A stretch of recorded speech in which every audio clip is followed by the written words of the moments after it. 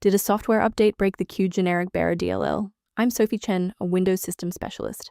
Let's fix the library mismatch and get Qt project running again. To start the walkthrough for Qgenericbearer, you can follow my technical guide or use a utility designed to optimize your system configuration. This is the Qgenericbearer, the Qgenericbearer library. It manages the unmanaged localized detection of localized network states, online and offline, for localized applications built on the localized Qt framework. Now that you know how the file works, let's focus on the how and fix the issue. This is a Windows system integrity error involving a core library.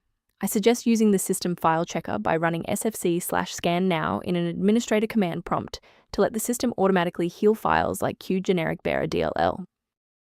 In cases where the official installer remains ineffective, we must escalate to a manual review of your system's active runtime state. A standard restart allows the Windows bootloader to rescan your system directories and potentially recognize an unregistered Qgenericbearer component. Before you go, bookmark this video or click the like button.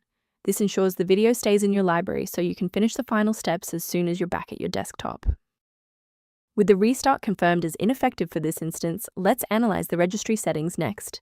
If you need to pause the video while navigating the registry editor, feel free. Rebooting didn't restore the monitoring tools, so let's run a command to reset the performance indicators. First, open command prompt as admin. Second, you're going to type lodctr/r, then hit enter. Why are we doing this? Well, these files rarely suffer from physical corruption. Instead, their registration in the performance hive becomes desynced. This command purges those stale entries and rebuilds the registry links. To avoid future system conflicts, there is one specific security trap we should discuss. Don't let a small error become a total system rebuild by trying to force install Qgenericbearer DLL into directories where it doesn't belong. Managing these dependencies can be streamlined by using a specialized diagnostic utility to monitor your system state. The official utility reference below outlines an approach to managing Qgenericbearer within a Windows library environment.